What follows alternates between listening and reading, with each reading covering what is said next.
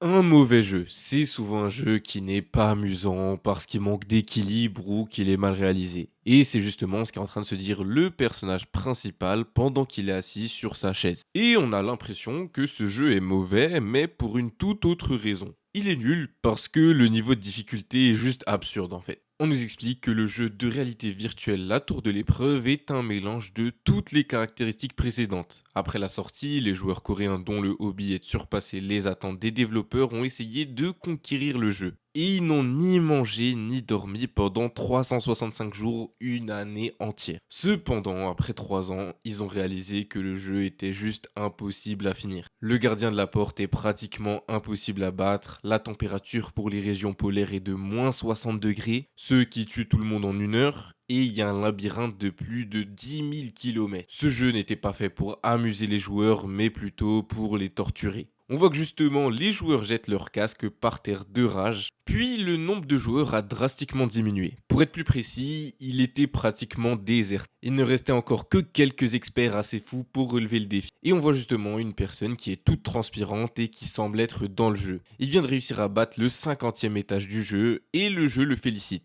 car il est désormais la première personne à avoir terminé la tour de l'épreuve. Le joueur blessé et totalement fatigué ne réalise pas ce qu'il vient de faire. Il se dit qu'au final, c'était amusant. Le sentiment d'accomplissement après avoir trouvé un moyen que personne n'avait encore imaginé et répéter ce schéma jusqu'à ce qu'il devienne une seconde nature. Ça valait finalement le coup de consacrer 11 ans de sa vie à ce jeu. Il se dit qu'il aurait jamais pensé pouvoir terminer le dernier niveau. Il aurait dû lancer un live. Ou alors il se dit qu'il va peut-être mettre ça sur YouTube. Il reçoit au même moment un message du jeu. Le jeu le remercie d'avoir joué jusqu'à présent. Et il annonce que la mise à jour est planifiée dans 12 heures. Ils espèrent qu'il continuera à jouer. Le personnage est content, mais il est assez étonné. Comment un jeu qui n'a presque aucun joueur continue de faire des mises à jour? Où est-ce qu'il trouve cet argent? Mais il se dit qu'au final, il n'y a aucune explication logique. Le jeu ne devrait pourtant pas être rentable, mais ils doivent avoir une nouvelle idée. Il se dit que dans tous les cas, il s'en fout qu'ils sortent une nouvelle mise à jour. Il a absolument aucune intention de rejouer à ce jeu. Il se dit qu'en plus, il pense quitter son job de streamer aujourd'hui. Même s'il n'a aucune famille à nourrir, il a maintenant 27 ans.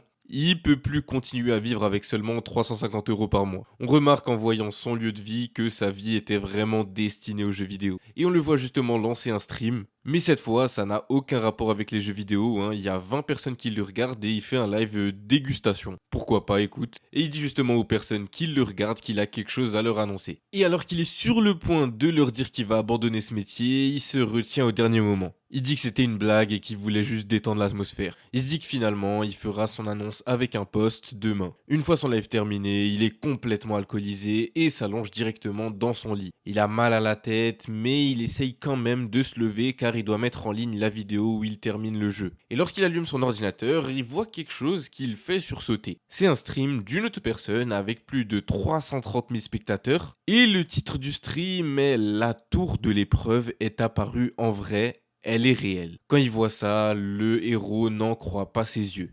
Il clique sur le stream et regarde le live de la personne. Il y a vraiment quelqu'un sur les lieux. Et que ce soit les personnes qui sont en face de la tour ou les spectateurs, personne ne comprend rien à la situation. Le héros, qui est un spécialiste du jeu, remarque que c'est le tout début du jeu quand la tour apparaît. Et alors qu'il est complètement étonné, il a en face de lui un message du système qui apparaît. Il dit que la première version de la mise à jour de la tour de l'épreuve est terminée. Tous les joueurs sont priés de terminer le prochain étage de la tour en 90 jours. En fait, tout le monde a reçu ce message et le jeu dit que s'ils échouent, l'humanité sera anéantie. Le héros n'arrive toujours pas à en croire ses yeux, il est vraiment dans la vie réelle et il reçoit un message qui provient du jeu auquel il a joué toute sa vie. Il se ressaisit et dit qu'il doit garder la tête froide. Il commence à s'habiller et se dit que si la tour de l'épreuve est réellement apparue, il n'a pas de temps à perdre. On le voit justement alors qu'il sort de son appartement, il commence à courir vers l'extérieur. Il doit se rendre à l'endroit où se trouve cet objet. L'avenir du monde pourrait être en jeu. Et pendant qu'il est en train de courir dans les escaliers, il se demande pourquoi son cœur bat si vite. C'est comme s'il était réjoui à l'idée que le jeu arrive dans la vraie vie, même si l'humanité était en danger. À l'extérieur, on voit que le ciel est très rouge. Il y a énormément de personnes qui sont regroupées à l'extérieur et c'est la panique totale. Tous les gens sont à la gare et essayent de trouver un train pour s'enfuir d'ici, mais apparemment, même les autres villes de Corée du Sud sont en danger.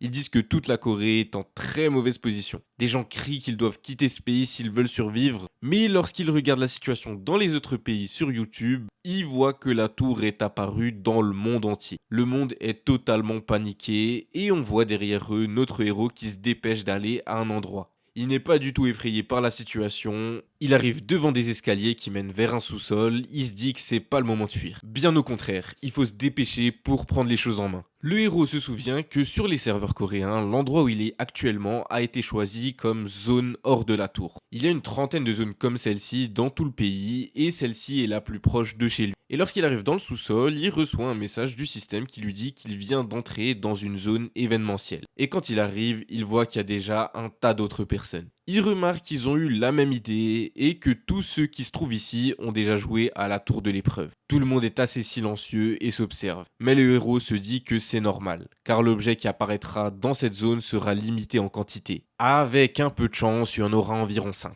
Et alors qu'il est en train de réfléchir à comment s'en sortir, quelqu'un vient lui demander si c'est bien lui Kang. Kang est un peu étonné qu'il connaisse son nom, et l'homme en face de lui dit qu'il était sûr que c'était lui. Il continue et lui dit que c'est normal car il a passé tout ce temps à jouer à ce jeu dans sa chambre. Et cet homme-là, c'est aussi un streamer et il s'appelle Jong-soo et il est plutôt populaire. Kang se souvient que c'est également le PDG de son ancienne agence et comme il est un streamer populaire, Kang lui demande pourquoi il n'est pas en train de streamer. Mais Jong-soo lui répond que c'est impossible de lancer un direct dans une telle situation. Jong-soo commence à rigoler alors avec Kang et se moque de lui. Il lui demande jusqu'à quel étage est-il allé dans le jeu. Car il sait qu'il s'est donné beaucoup de mal, il dit qu'entre collègues, ils devraient partager leurs petits secrets. Mais Kang n'est pas du même avis, clairement pas. Ce sont pas des collègues, l'agence de Jong-soo a manipulé des streamers dans le but de leur faire signer des contrats injustes. Plus ils faisaient de directs, plus ils perdaient d'argent. Ceux qui ont osé protester ont été cruellement réduits au silence par les avocats de l'entreprise et au final, ils ont perdu leur travail. Tous les anciens collègues de Kang et les amis avec lesquels il avait commencé ont quitté le milieu. Et c'était à cause de Jong-soo. Mais Jong-soo continue à parler avec Kang comme s'ils étaient amis. Quand il commence à parler, il lui dit qu'il sait très bien qu'il est fort au jeu. Il lui explique même alors qu'il changera son contrat pour qu'il ait de meilleures conditions s'il l'aide. Mais d'un regard énervé, Kang appelle Jong-soo. Il lui dit que désormais, le monde a changé et il lui donne un gros coup de tête dans le nez. Il lui ordonne de ne plus jamais lui parler comme ça. On voit que le visage de Jong-soo est totalement ensanglanté et il a même perdu 2 dents. Jong-soo est au sol en train de souffrir pendant que Kang le regarde de haut. Il se dit que maintenant c'est bon, il se sent mieux. Mais il n'a pas le temps pour ça, car l'objet va bientôt apparaître. On voit justement la fontaine qui commence à agir étrangement, et d'un coup, de l'eau commence à en jaillir. En fait, il y a un énorme arbre qui apparaît. Et toutes les personnes qui sont là, qui sont d'anciens joueurs, sont étonnées. C'est vraiment identique au jeu. Kang a dit qu'il était sûr que ça allait arriver. Le système annonce alors aux joueurs que le mangrove de la convoitise est apparu. Il voit justement que sur l'arbre, il y a des fruits qui ont poussé. Tous ces fruits appétissants augmentent les statistiques telles que la force, l'agilité, l'endurance ou la puissance magique. Kang dit que c'est un très bon objet, mais il n'y en a que 4. Toutes les personnes de la pièce commencent à se regarder étrangement et d'un coup, tout le monde commence à courir. Ce sera un combat acharné. Toutes les personnes se poussent, se frappent pour essayer d'attraper le fruit en premier. Tout le monde dit qu'il était là avant l'autre. Kang, quant à lui, est toujours à sa place avec Jong-soo par terre à ses côtés. Jong-soo lui crie dessus et lui dit que s'il avait accepté qu'ils travaillent ensemble, ils auraient tous les deux récolté les bénéfices, mais maintenant ils vont rien obtenir du tout. Kang lui dit de rester à sa place s'il n'y connaît rien, car le moment n'est pas encore venu. On voit alors que tout le monde se bouscule pour grimper sur l'arbre. Les premières personnes qui étaient là au tout début ont réussi déjà à attraper un des fruits. Dès qu'il le tient en main, l'homme croque directement dedans et accomplit son objectif. Il y avait même une femme qui le poussait derrière lui, mais au même moment, il reçoit 3 points en plus d'agilité. Il est content, il dit à tout le monde qu'il a réussi. Kang se dit que tous les gens normaux ne savent pas ce que cet arbre abrite. Pendant qu'il pense à tout ça, tous les gens continuent de grimper et il dit que tous ces gens n'ont joué que quelques fois et n'ont donc que les fruits en tête. Au même moment, un énorme bruit retentit et l'arbre se met à bouger grâce à ses racines. Kang, qui est un peu plus loin, observe la scène et se dit que les experts du jeu apprécient plus le processus cruel et pervers. On voit alors les racines de l'arbre qui ne sont plus du tout ancrées au sol et peuvent bouger comme des armes et se mettent à attaquer tout le monde. Une des personnes qui était là et qui était complètement effrayée se rappelle que c'est vrai, l'arbre devient dangereux si on en mange tous les fruits. La plupart des gens commencent à s'enfuir et sont déçus car ça fait longtemps qu'ils y avaient joué et ils avaient oublié ces règles-là. Tout le monde se met à courir et certains disent même qu'ils sont morts ici plus de 50 fois dans le jeu. Mais alors que tout le monde s'enfuit dans la mauvaise direction, Kang reste en face de l'arbre et continue à l'observer. Jong-soo en profite pour à son tour se lever et essayer de s'enfuir, mais Kang ne l'a pas quitté des yeux. Il lui demande si c'est bon, il abandonne. Et Jansu, qui est très frustré, dit qu'évidemment, il refuse de mourir ici comme un chien. Kang est un peu étonné et lui dit que c'est dommage car le prix de cet événement ne peut être obtenu qu'après avoir mangé tous les fruits. Le regard de Jansu change immédiatement. Il lui demande si ce qu'il dit est vrai. Mais Kang lui répond tout simplement qu'il serait pas ici si c'était pas la vérité. Jong-soo commence alors à réfléchir à la situation et il se dit qu'il a enfin compris pourquoi est-ce qu'il bougeait pas. Ensuite, il se dit qu'il connaît toujours pas les détails, mais ça sent plutôt bon tout ça. Tout à coup, il devient beaucoup plus amical et s'adresse à Kang. Il lui demande comment est-ce qu'ils vont s'y prendre. Et Kang lui dit que la solution est très simple, ils doivent juste foncer. S'ils y vont un par un, l'arbre pourra les cibler rapidement et les abattre sans aucune difficulté. C'est pour ça qu'ils devront y aller des deux côtés en même temps. Jong-soo a compris la stratégie de Kang, il veut essayer de perturber au maximum l'arbre afin de pouvoir trouver une ouverture. Kang sort alors les mains de ses poches et se prépare à y aller. Avant de se lancer, il rappelle juste à Jong-soo de se souvenir d'une chose. Si l'un d'entre eux hésite, alors c'est la fin pour les deux. Mais Jong-soo lui dit de ne pas s'inquiéter car il a beaucoup joué à ce jeu lui aussi. Et alors, en un instant, Kang se met à courir d'un coup et Jong-soo le suit immédiatement. Ils sont extrêmement rapides et dès que l'arbre sent leur mouvement, il se met également à bouger. Kang parvient à esquiver la première attaque de l'arbre, mais quand il détourne le regard, il voit Jong-soo qui est toujours au même endroit que tout à l'heure. Jong-soo se met alors à l'insulter de loin et il lui dit que personne ne croirait à ses histoires. Il lui dit qu'il n'a qu'à faire diversion lui-même. En fait, Jong-soo n'a jamais eu l'intention de suivre Kang, mais il voulait le piéger depuis le début. Kang continue à esquiver les attaques de l'arbre et est finalement soulagé. Il se dit qu'au final, Jong-soo n'a pas changé. Il est toujours aussi égoïste. Et pendant ce temps, Kang continue à esquiver les attaques de l'arbre et dit que l'appât ce n'est pas lui, mais c'est Jong-soo. Jong-soo était toujours immobile un peu plus loin, mais il n'était pas assez éloigné pour éviter l'arbre. Donc toutes les racines de l'arbre se sont mis à l'encercler et ils l'ont capturé. Et au final, Kang a eu le champ libre et s'est mis à courir sans aucun problème. Jong-soo crie à Kang de le sauver, mais Kang le regarde alors du coin de l'œil. Et maintenant, il lui demande pourquoi est-ce qu'il ferait ça. Il n'a qu'à porter plainte à l'aide de ses avocats. On voit alors le regard de Jong-soo avec une larme à l'œil qui remarque que c'est bientôt la fin pour lui. Il se met à pleurer et crie qu'il ne veut pas mourir comme ça, mais un instant plus tard, toutes les racines de l'arbre l'écrasent et on entend un énorme bruit. Kang, qui de son côté a déjà bien avancé, dit adieu à ce déchet humain. Dans tous les cas, il n'a plus le temps de s'occuper de ça car il est proche de l'arbre et continue à recevoir des attaques sur lui. Mais il a déjà fait ce jeu tellement de fois qu'il connaît parfaitement leurs mouvements. Certaines qui viennent de 20 degrés à gauche, d'autres de 35 degrés à droite, il doit les esquiver. Et c'est même pas si compliqué que ça pour lui, hein. Il arrive même à éviter de sorte à ce que les racines s'enfoncent elles-mêmes dans le tronc de l'arbre et font une ouverture dedans. Et en fait, c'était ça son objectif depuis le début. Il se dit que c'est parfait et quand les racines sortent du tronc, il voit le cœur de l'arbre. Il se dit qu'il n'y a vraiment aucune différence avec ce qu'il a vécu dans le jeu. Deviner les angles d'attaque et faire s'attaquer l'arbre lui-même, c'était la partie la plus difficile. Maintenant, il ramasse un bout d'une racine assez pointue qu'il trouve au sol et s'apprête à combattre. Kang sait que c'est un événement, donc ça lui rapportera même pas d'expérience. Tout ce qu'il aura, c'est son nom écrit dans le temple de la renommée. On voit alors l'arbre qui agit encore une fois différemment et en fait il utilise une technique et cette technique là elle est nommée tige vampirique. Kang sait que même si c'est un expert, là il arrivera peut-être pas à esquiver tout ça. Cependant, il peut quand même dévier les attaques et c'est ce qu'il arrive à faire avec le bout de racine qu'il a ramassé. Mais bon, l'arbre ne s'arrête pas et revient à la charge avec des attaques encore plus puissantes, mais Kang se dit qu'il ne doit pas avoir peur et qu'il n'a rien à craindre. Il a fait ça d'innombrables fois et c'est pas aujourd'hui que ça va s'arrêter. Au final, Kang est presque arrivé à son objectif. Il se rapproche de l'arbre tout en continuant d'esquiver les attaques et on voit d'un coup des papillons qui en sortent. Ce sont des papillons qui émettent de la lumière et ils proviennent de l'arbre. Kang remarque que c'est les papillons soporifiés. Il met donc d'un coup son bras devant son visage. En fait, il disperse de la poudre provoquant l'endormissement comme mécanisme de défense. Il est facile de se faire avoir si on ne sait pas comment s'en protéger. Et c'est pourtant simple, il suffit de retenir sa respiration pour qu'il ne devienne sans danger. Kang est au final à 2 doigts d'atteindre l'arbre et il voit le cœur juste en face de lui. Il y a plein de papillons en face, mais il retient toujours sa respiration. Il lance d'un coup son attaque et avec le morceau de branche qu'il a toujours aux mains, il plante le cœur de l'arbre. Il y a alors un bruit strident. Kang ne s'arrête pas car il doit le vaincre dès maintenant et il utilise donc sa deuxième main. Il l'insère alors dans la faille qu'il a créée précédemment et on voit son visage qui est sérieux. Il se donne à fond.